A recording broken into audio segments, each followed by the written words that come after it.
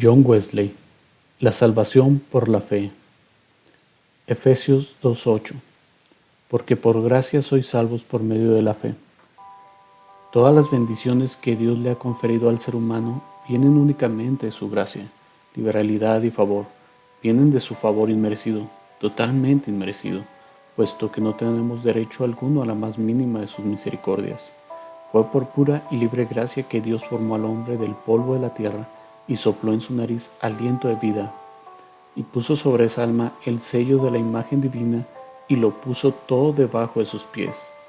Es la misma gracia que guarda en nosotros hasta el día de hoy la vida, el aliento y todas las cosas, porque nada que seamos o tengamos o hagamos merecerá jamás la más mínima dádiva divina, porque también hiciste en nosotros todas nuestras obras.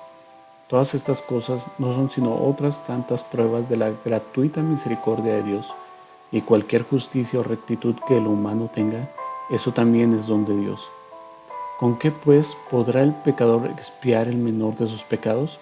¿Con sus propias obras? No, por muchas y santas que éstas fuesen, no son suyas sino de Dios. Por sí mismas son inicuas y pecaminosas, y por tanto cada una de ellas requiere una nueva expiación. El árbol podrido no puede dar sino frutos podridos. El corazón humano está completamente corrompido y es cosa abominable. Se haya destituido de la gloria de Dios, de esa gloriosa justicia que fue inicialmente impresa sobre su alma, según la imagen de su gran Creador. No teniendo pues que alegar ni justicia ni obras, la boca enmudece ante Dios. Ahora pues, si el pecador halla favor ante Dios, ello es gracia sobre gracia. Si Dios se digna todavía derramar sobre nosotros nuevas bendiciones, y si la mayor de ellas es la salvación, ¿qué hemos de decir sino gracias a Dios por su don inefable? En esto Dios muestra su amor para con nosotros, en que siendo aún pecadores, Cristo murió por nosotros. Así pues, por gracia sois salvos por medio de la fe. La gracia es la fuente y la fe es la condición de la salvación. Nos incumbe, por tanto, a fin de alcanzar la gracia de Dios, investigar cuidadosamente. 1. ¿Mediante qué fe somos salvos? 2. ¿Qué es la salvación que resulta de esa fe? 3. ¿Cómo responder a ciertas objeciones? ¿Mediante qué fe somos salvos? En primer lugar, no es solamente la fe de un pagano. Dios requiere que el pagano crea que le hay, que es galardonador de los que le buscan y que hay que buscarle glorificado y alabado a Dios por todas las cosas, y mediante la práctica cuidadosa de la virtud moral, de la justicia, de la misericordia y de la verdad hacia todas las criaturas. Un griego romano, por lo tanto, o un escrita o indio, no tenían excusa si no creían al menos esto: el ser y los atributos de Dios, un estado futuro de recompensa y castigo, y el carácter obligatorio de la virtud moral, porque esto no es más que la fe de un pagano. Tampoco es, en segundo lugar, la fe de un demonio, aunque tal fe vaya más lejos que la del pagano, porque el demonio cree no solo que hay un Dios sabio y poderoso, quien practica la gracia en la recompensa y la justicia en el castigo, sino también que Jesús es el Hijo de Dios, el Cristo, el Salvador del mundo.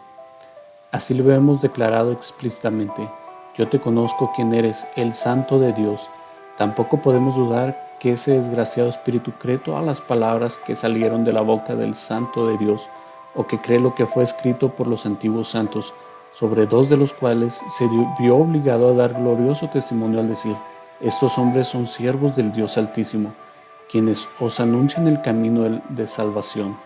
Todo esto lo cree el gran enemigo de Dios y de los humanos, y tiembla al creer que Dios fue manifestado en carne, que pondrá a todos sus enemigos debajo de sus pies, y que toda la escritura es inspirada por Dios.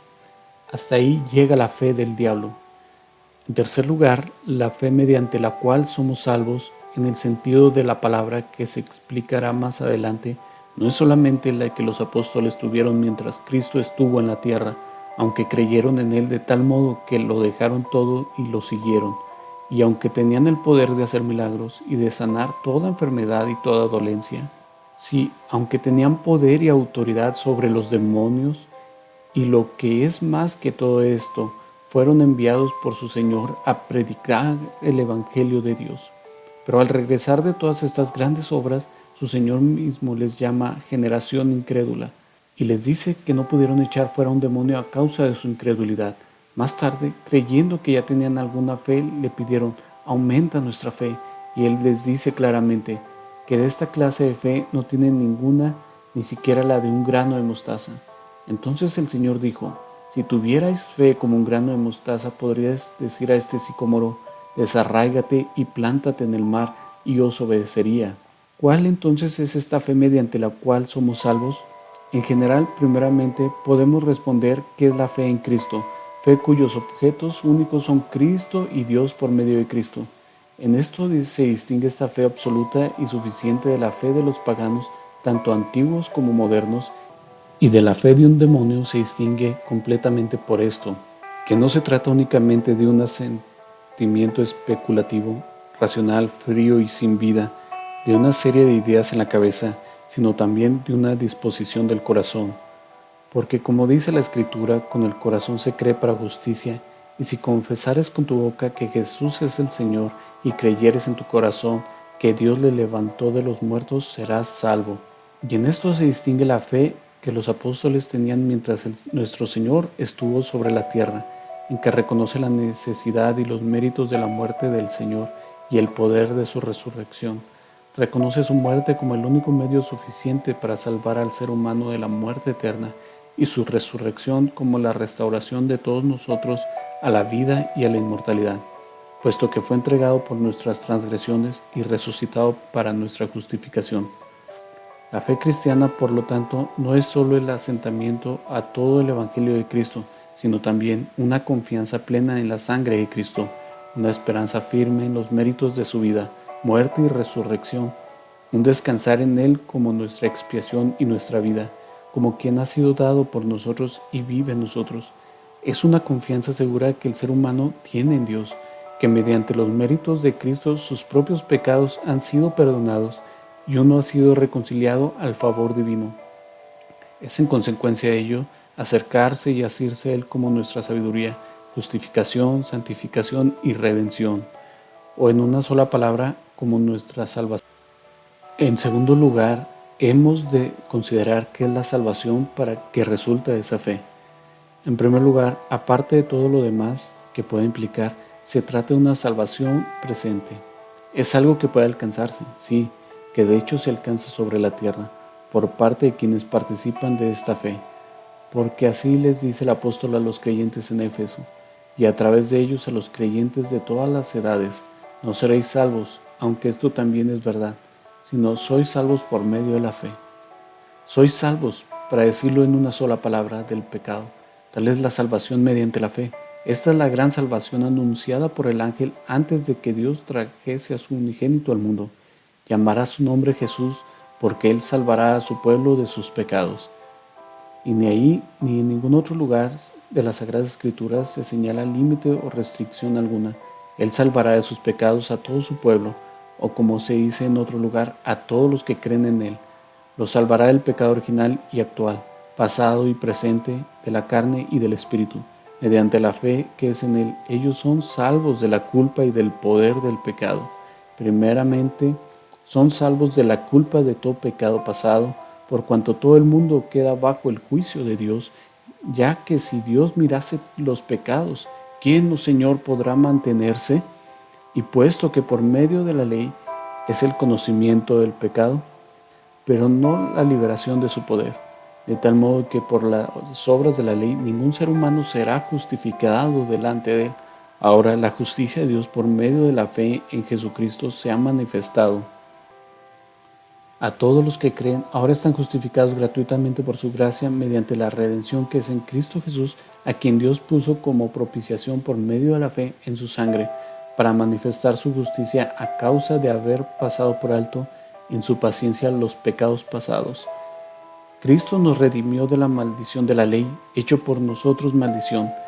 Esto lo ha hecho anulando el acta de los decretos que había contra nosotros, que nos eran contraria, quitándola de en medio y clavándola en la cruz. Ahora pues, ninguna condenación hay para los que creen en Cristo Jesús, y estando salvos de la culpa, están libres del temor, no del temor filial de ofender, sino de todo temor servil, de ese miedo que atormenta, del miedo al castigo, a la ira de Dios, a quien ya no consideran como un amo severo, sino como un padre indulgente, porque no han recibido el espíritu de esclavitud para estar otra vez en temor, sino el espíritu de adopción por el cual clamamos, Abba, Padre. El Espíritu mismo da testimonio a su espíritu de que son hijos de Dios. También están salvos del temor, aunque no de la posibilidad de caer de la gracia de Dios y por tanto de no alcanzar sus grandes y preciosas promesas. Están sellados con el Espíritu Santo de la promesa, que es las arras de su herencia. Por ello tienen paz para con Dios por medio de nuestro Señor Jesucristo. Se glorían en la esperanza de la gloria de Dios, y el amor de Dios ha sido derramado en sus corazones por el Espíritu Santo que les fue dado. Por ello están seguros, aunque no siempre, ni con la misma seguridad, de que ni la muerte ni la vida, ni ángeles, ni principados, ni potestades, ni lo presente, ni lo porvenir, ni lo alto, ni lo profundo, ni ninguna otra cosa creada les podrá apartar del amor de Dios que es en Cristo Jesús, Señor nuestro. Una vez más, mediante esta fe quedaron salvos del poder del pecado, así como de su culpa. Así lo afirma el apóstol, y sabéis que Él apareció para quitar nuestros pecados, y no hay pecado en Él. Todo aquel que permanece en Él no peca. Y dice además, hijitos, nadie os engañe. El que practica el pecado es del diablo. Todo aquel que cree es nacido de Dios, y todo aquel que es nacido de Dios no practica el pecado, porque la simiente de Dios permanece en él y no puede pecar porque es nacido de Dios. Y sabemos que todo aquel que ha nacido de Dios no practica el pecado, pues aquel que fue engendrado por Dios lo guarda, y el maligno no le toca. Quien por la fe ha nacido de Dios no peca por pecado habitual, puesto que todo pecado habitual es el pecado que reina, y el pecado ya no reina en quien cree. Tampoco peca voluntariamente, puesto que mientras permanece en la fe su voluntad se opone a todo pecado y lo aborrece como a veneno mortífero. Ni peca por deseo pecaminoso, puesto que continuamente desea la voluntad santa y perfecta de Dios, y por la gracia de Dios sofoca todo deseo pecaminoso al momento de nacer. Ni peca por debilidad, en acción, palabra o pensamiento, porque su voluntad no concuerda con su debilidad, y sin el asentimiento de la voluntad no hay pecado propiamente dicho. Luego todo aquel que es nacido de Dios no practica el pecado, y aunque no puede decir que no ha pecado, ahora no practica el pecado. Tal es entonces la salvación mediante la fe que se da ya en el mundo presente, una salvación del pecado y de sus consecuencias. Esto es lo que significa la palabra justificación, que en su sentido más amplio incluye la liberación de la culpa y del castigo mediante la expiación de Cristo aplicada al alma del pecador que cree en Él, e incluye también la liberación del poder del pecado mediante Cristo formado en el corazón. Quien así ha sido justificado o salvado mediante la fe, verdaderamente ha nacido de nuevo del Espíritu, a una nueva vida que está escondida en Cristo, en Dios, y como niño recién nacido recibe el dolor, la leche espiritual no adulterada, y por ella crece en el poder de la fuerza del Señor, por fe y para fe, gracia sobre gracia, hasta que llegue a perfecto a la medida de la estatura de la plenitud de Cristo. La primera objeción común a todo esto es que predicar la salvación o justificación mediante la fe solo equivale a predicar contra la santidad y las buenas obras. A esto se puede responder brevemente. Tal sería el caso si predicáramos, como algunos lo hacen, de una fe que no tiene nada que ver con la santidad y las buenas obras.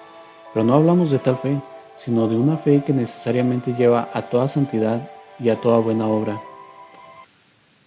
Pero posiblemente valga la pena considerar esto con más detenimiento, especialmente por cuanto no se trata de una objeción nueva, sino de una objeción tan antigua como los tiempos de San Pablo, cuando ya se decía, luego por la fe invalidamos la ley.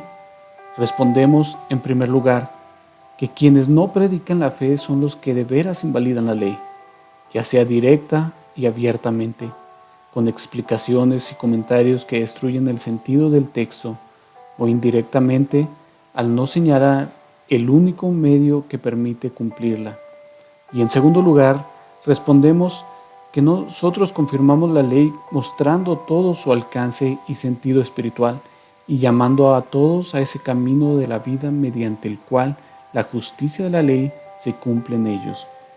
Estas personas, confiando únicamente en la sangre de Cristo, usan de todas las ordenanzas que Él ha dado, hacen buenas obras, las cuales Dios preparó de antemano para que anduviésemos en ellas, y gozan y manifiestan un temperamento santo y celestial, el mismo sentir que hubo en Cristo Jesús.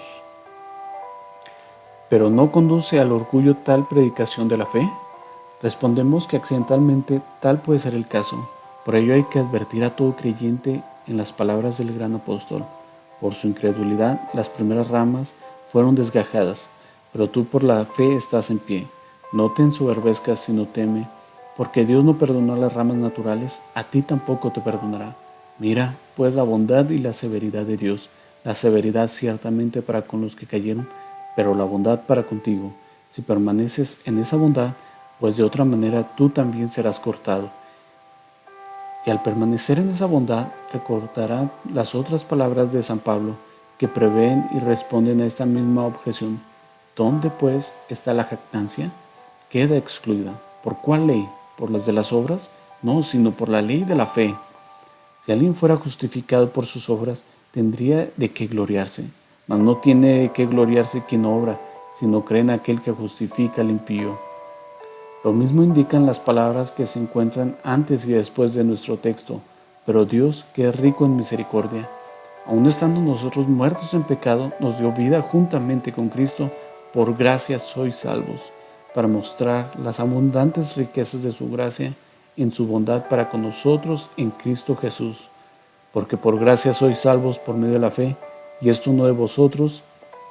De nosotros no viene ni nuestra fe, ni nuestra salvación, sino que es don de Dios, don gratuito e inmerecido.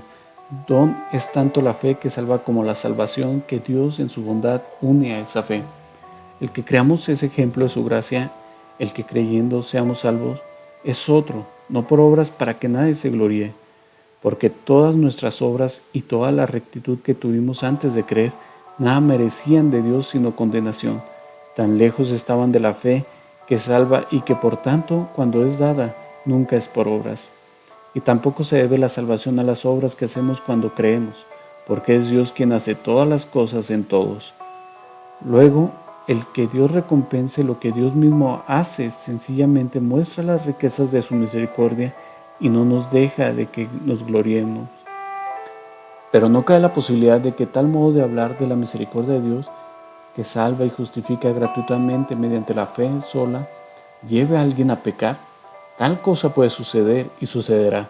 Muchos perseverarán en el pecado para que la gracia abunde, pero su sangre caerá sobre sus propias cabezas. La bondad de Dios debería conducirles al arrepentimiento, y lo hará para quienes son sinceros de corazón. Estos, al saber que todavía hay lugar para el arrepentimiento, clamarán a Dios para que borre también los pecados de ellos mediante la fe en Jesús. Y si claman ardientemente y no desfallecen, si le buscan por todos los medios que Dios ha dado, si no aceptan consuelo alguno hasta que Él venga, Él vendrá y no tardará. Y Él puede hacer mucho en poco tiempo. Hay muchos ejemplos en los hechos de los apóstoles en los que Dios obra esta fe en los corazones humanos con la rapidez de un relámpago. En la misma hora en que Pablo y Silas empezaron a predicar, el carcelero se arrepintió, creyó y fue bautizado. Y lo mismo sucedió con los 3,000 que escuchaban a San Pedro el día de Pentecostés, quienes se arrepintieron y creyeron la primera vez que le escucharon. Y bendito sea Dios, muchos en el día de hoy son prueba viviente de que Dios sigue siendo grande para salvar. Pero desde otra perspectiva se objeta exactamente lo contrario. Si es imposible salvarse por todo lo que no haga, esto llevará a la desesperanza. Ciertamente llevará a perder la esperanza de salvarse por las propias obras, méritos o rectitud. Y así debe ser, porque es imposible confiar en los méritos de Cristo sin antes renunciar a los propios. Quien procura establecer su propia justicia no puede recibir la justicia de Dios. La justicia que es por fe no puede serle dada mientras confía en la que es por la ley. Pero dicen algunos, tal doctrina carece de consolación. Al atreverse a sugerir tal cosa, el diablo habló como quien es mentiroso y desvergonzado. Al contrario, esta es la doctrina consoladora por excelencia, llena de consuelo para todos los pecadores que están dispuestos a destruirse y a condenarse a sí mismos. Hay un consuelo alto como el cielo y más fuerte que la muerte en saber que el que creyere en él no será avergonzado, y que el mismo que es Señor de todo es rico para con todos los que le invocan. ¿Cómo? Misericordia para todos, para Zaqueo abiertamente ladrón, para María Magdalena una ramera común. Me imagino oír a alguien decir, entonces hasta yo tengo esperanza de recibir misericordia. Y bien puedes decirlo, tú afligido, a quien nadie ofrece consuelo. Dios no rechazará tu oración. Quizá muy presto te dirá, confía, tus pecados te son perdonados al tal punto que ya no se enseñorearán de ti, y el Espíritu mismo dará testimonio a tu espíritu de que eres hijo de Dios. Oh, buenas nuevas, nuevas de gran gozo, que son para todo el pueblo. A todos los sedientos, venid a las aguas, venid, comprad sin dinero y sin precio. Cualesquiera sean tus pecados, aunque sean rojos como la grana, aunque sean más que los cabellos de tu cabeza, vuélvete al Señor, el cual tendrá de ti misericordia, y al Dios nuestro, el cual será amplio en perdonar. Cuando ya no hay objeción posible, se nos dice que la salvación por fe no ha de predicarse como doctrina principal, o que no ha de enseñarse del todo. Pero, ¿qué dice el Espíritu Santo? Nadie puede poner otro fundamento que el que está puesto, el cual es Jesucristo. Luego, que todo aquel que crea en Él será salvo, esa ha de ser el fundamento y el principio de toda nuestra predicación. Bueno, pero entonces, ¿no a todos? ¿A quién no hemos de predicárselo? ¿A quién hemos de exceptuar? ¿A los pobres? Estos tienen un derecho particular a que se les predique el Evangelio. ¿Los indoctos? No, puesto que desde el principio Dios les ha revelado estas cosas a los indoctos e ignorantes. A los niños, dejad a los niños venid a mí y no se los impidáis. A los pecadores, menos todavía. Jesús vino a llamar no a los justos, sino a los pecadores al arrepentimiento. Entonces, si hemos de excluir a alguien, tendría que ser a los ricos, los letrados, los de buena reputación, los de alta moral, y es cierto que los tales frecuentemente se excluyen a sí mismos para no oír. Pero tenemos que hablar las palabras de nuestro Señor, porque esto dice nuestra comisión: id y predicad el Evangelio a toda criatura. Si alguien se opone a este mensaje o aparte de él, para su propia destrucción, el tal será responsable por lo que hace. Pero vive el Señor, que todo lo que el Señor me hablare, eso diré. Especialmente ahora proclamaremos que por gracia sois salvos por medio de la fe, porque nunca ha sido esto más razonable. Solamente tal predicación puede prevenir el crecimiento del error romanista entre nosotros. Atacado uno a uno los errores de esa iglesia no tendría fin, pero la salvación por la fe llega a la raíz del asunto, y donde esta doctrina se establece, todo lo demás se viene abajo. Fue esta doctrina que nuestra iglesia correctamente llama la roca sólida y fundamento de la religión cristiana, la que primero echó al papismo de estos reinos, y solamente ella puede mantenerlo fuera. Solo ella puede detener la inmoralidad que invade la nación. ¿Puedes vaciar el mar gota a gota? Si puede, logrará reformarnos disuadiéndonos de vicios particulares. Pero al llegar la justicia que es de Dios por la fe, se detendrán las olas impetuosas. Solamente esto puede tapar las bocas de aquellos cuya gloria es su vergüenza y que niegan al Señor que les rescató. Pueden hablar de ley con tanta solemnidad como quien la tiene escrita por Dios en su corazón. Al oírles hablar sobre el tema, parecería que no están lejos del reino de Dios, pero si se les saca de la ley y se les lleva al Evangelio, comenzando con la justicia que es por fe, con Cristo, quien es el fin de la ley, para todo aquel que cree, y estos que hasta ahora parecieron ser, sino completamente, al menos casi cristianos, resultan ser hijos de perdición, tan distantes de la salvación como distan las profundidades del infierno de las alturas celestiales. Dios tenga misericordia de ellos. Es por esto que el enemigo se enfurece tanto cuando se le anuncia al mundo la salvación por fe. Por ello movió cielo y tierra para destruir a quienes primero la predicaron.